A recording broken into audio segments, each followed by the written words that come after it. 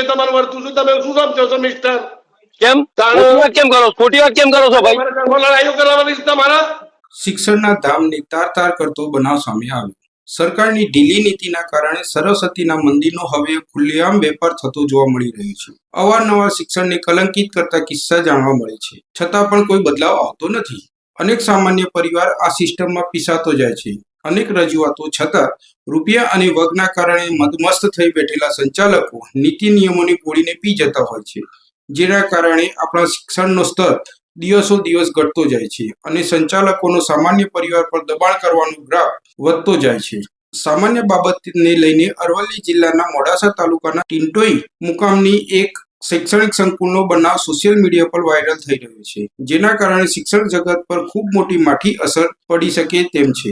કારણ કે કાગળની લડાઈ કાગળ સાથે માન્ય છે, પણ આ કિસ્સામાં તો ધાક ધમકી મળતા અરજદારે પોલીસ મથકે અરજી કરવી પડી છે. જાણો સમગ્ર ઘટના શું છે. હું મુસે ખાન મકરાણી, ગામ ટિન્ટોઈનો રહેવાસી અને ટિન્ટોઈમાં હાલ રહું છું. થોડા મહિના પહેલા મારી એક દીકરી જેને મોડાસા અભ્યાસ કરતી હતી અને ટિન્ટોઈની શ્રી પીએમ કોઠારી હાઈસ્કૂલની અંદર સંચાલિતમાં જે વિજ્ઞાન પ્રવાહ, ત્યાં કોઈ અછતના કારણે મારા ઘરે સાહેબ આવીને મને કન્વેન્સ કરી અને મોડાસાથી મારી દીકરીનું એડમિશન અહીંયા કરાવી અને મને ફસાવ્યો હતો. અને પછી એમને જલ્દી મને એલસી ન આપી હતી. એલસી ના આપવાનું કારણ એ બન્યું કે મારી જોડે એ લોકોએ વધારે ફી માંગતા હતા.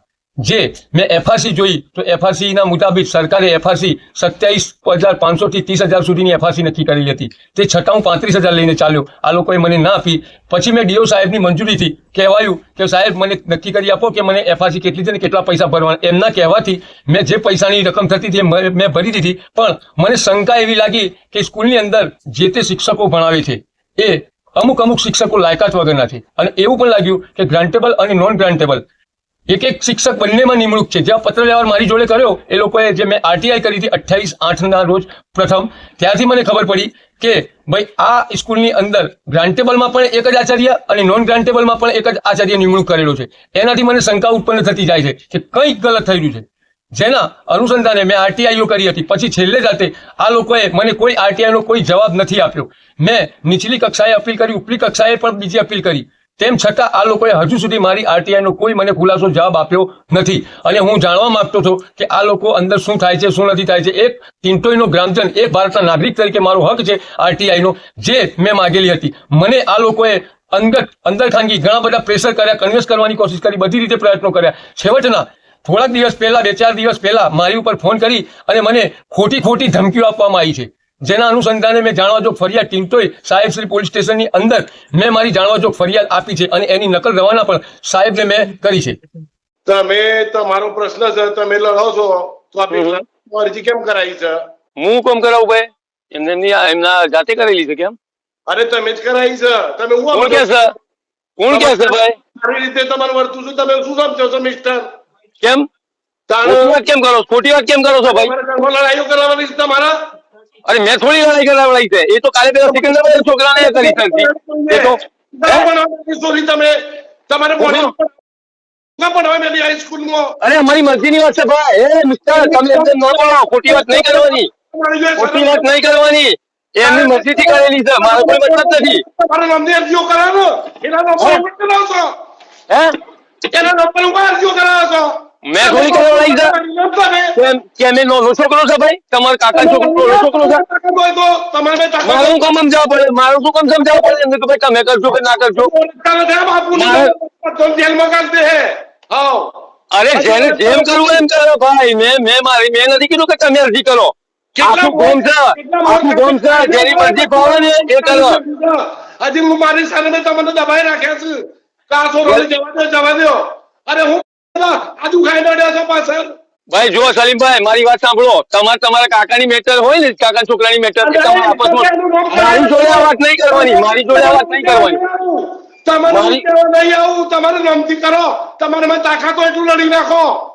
એ તો અલ્લાહ કરીમ સચ્ચાઈ ના હતી. અલ્લાહ રહે ભાઈ, સચ્ચાઈ ના હતી. તમે નથી, કોઈ નથી. અલ્લાહ છે. હોબળો, અમારા ઉપર હું વિચેલી છે એ તો અમારો રબ જોડે છે. તમે તમારા કાકા છોકરાનું શું છે એ મને ખબર નથી. હોબળો, ના, તમારો દેખો, આ તમારો મુદ્દો છે.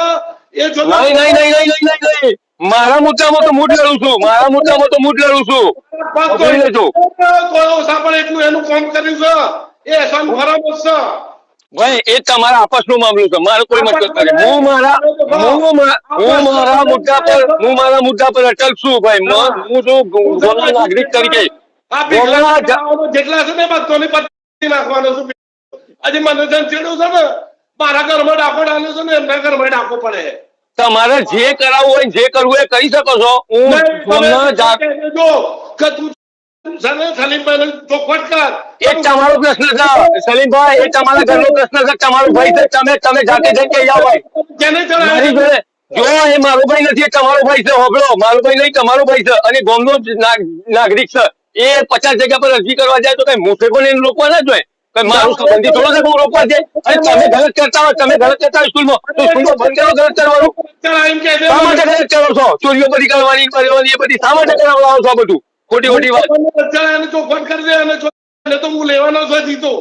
એ તમારે ગમે તે કરો. મારી જોડે તમે શું કમાવાની વાત કરો છો ભાઈ? તમે મારી જોડે શું કમાવાની વાત કરો છો? ખોટી રાખવાનો છું. તમારે જે કરવું એ કરજો. એમના જોડે તે તમારો ભાઈ છે, મારી ના કહેવાય. નથી આ ટોપ નથી છૂટતા વાપરી લે હે. પૈસો આજુ દેખાતો નથી. તમે નથી ખાતો પણ અંદર તો ગલત થઈ રહ્યું છે ને ભાઈ. અંદર તો ગલત થઈ રહ્યું છે. મારી જોડે આ પૈસા માંગ્યા ખોટા 42,500 માંગ્યા. તો શા માટે 42,500 માંગ્યા? સરકારે એફઆરસી 42,500 નક્કી કરેલી છે. ખોટી વાત નહીં કરવાની મારી જોડે. બંગડીઓ પહેરી છે બધાને કે પાછળથી બીજો બાપ વગરનો ચોરાનો આગળ કરે છે. તાકાત હોય આવી જાઓ અમી. ભાઈ તમારા ભાઈ સાહેબ, તમારો કાકાનું છોકરું છે. તમારે જે એને કેવું કેમ મારો નાથભાઈ નથી હોબળો. આ કાકાણીઓ એને શું ખેંચી જાય નકર એને કોઈ ભાઈ વાળી નહીં દે અને તમે એનું સારું એને તમારે ખેંચાવવું હોય ને, એને તમારે ખેંચાવવાની હોય તો તમે જાતે જઈને વાત કરી લો. મારો કોઈ મતલબ નહીં. મારી જોડે ખોટું પ્રેશર નહીં કરવાનું. હું મારી અરજીથી અટલ છું. ગામના નાગરિક, ભારતના નાગરિક તરીકે હું અટલ છું. તમે તમારા ભાઈનું જુઓ. મારી જોડે વાત નહીં કરવાની. તમારા ભાઈને જાતે જઈને વાત કરી લેવાની. તમારા ભાઈને જઈને જાતે વાત કરી લેવાની ભાઈ. મારી જોડે વાત જ નહીં કરવાની. આ તમારો ભાઈ છે. તમે કરાવડાવતા હોય ઉપર ઉભરીને મને શું ખબર? તમે કરાવડાવતા હોય તો તમે કદાચ કઈ બનવા માટે મને ખબર યાર. હું થોડું સ્વાગત તમે કરાવડાવતા હોય તો અંદર પહોંચી મને શું ખબર? ખોટી વાત કરવાની યાર.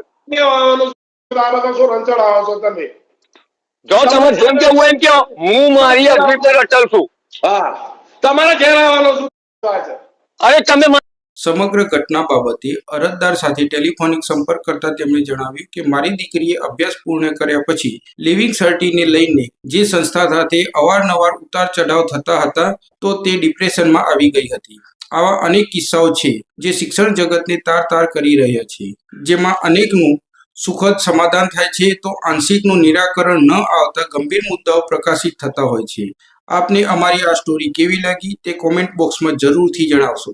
અમારી ચેનલને લાઇક, શેર અને સબસ્ક્રાઇબ કરવાનું ચૂકશો નહીં. ગૌતમ મિસ્ત્રી, સ્વદેશ ક્રાંતિ.